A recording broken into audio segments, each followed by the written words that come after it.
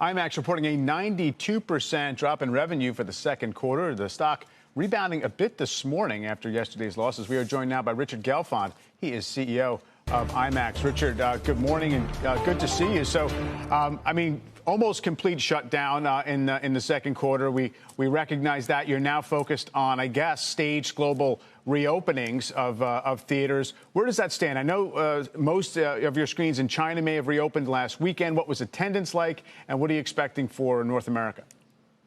Attendance was actually very encouraging in China last weekend. The overall box office for the weekend was about $12 million, and IMAX did close to $1 million in China. Remember, they're playing library movies, old movies, movies that have been seen before, and I think we were pleasantly surprised. In Korea, the week before, there was a local language film called Peninsula that was released not only Korea but other markets, and it did a box office of over $20 million.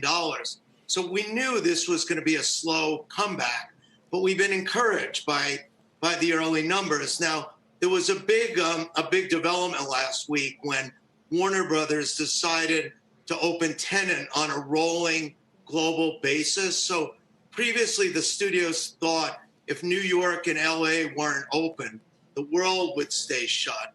But they came to the correct realization that it's never going to be a perfect time to reopen, and where places are healthy and the rate of infection is low, they're going to roll it around the world, open it on that kind of basis. And that's going to start August 26th internationally, and in the U.S. a week later. And I think it looks encouraging at the moment. Now, that's a completed film. I mean, what has this whole period done for the backlog, the pipeline of films? I mean, even if you get these places healthy and you're operating under whatever restrictions as you reopen, are there going to be enough movies for you to actually have a real comeback?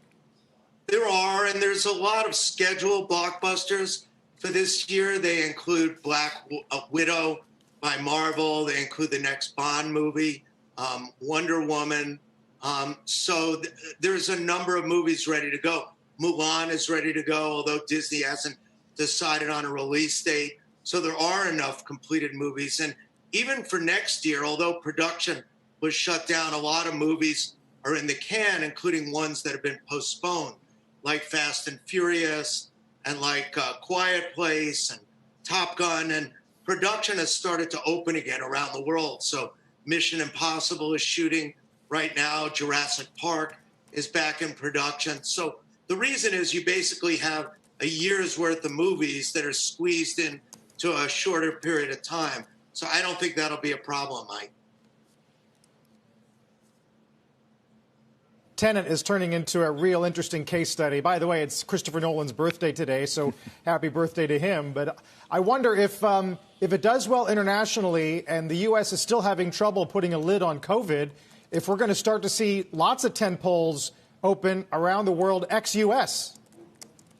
You know, I don't think it'll be open. I think it's not going to be binary in the U.S. So I think in markets where it's safe and people are able to go, that it'll open in those markets. Now, there's an obvious next question, which is, what about New York and California, which is so big?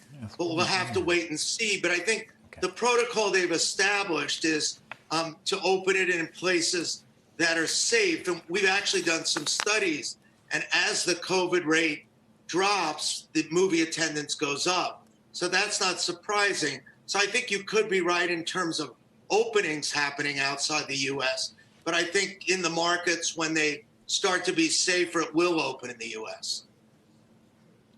Hey, Rich, it's David. I know viewing on an IMAX screen is a unique experience, but as a longtime veteran of this industry, what do you make of the real tightening of the window that Universal negotiated with AMC to, 17 days? What does that mean for the overall exhibitor industry?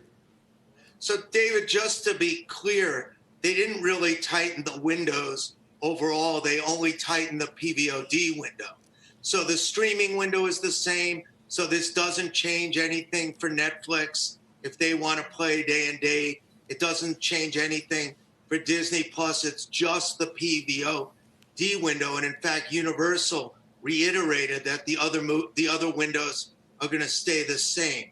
So I think we have to wait and see, David. I mean, you and I have done this for a very long time, and I've said before, I think on this show, that the windows are going to evolve over time. There's not a question about that. And I think Universal and AMC are involved in an experiment right now, and I think we'll see how it goes. I've spoken to other studios, and I don't think they would do it quite the same way.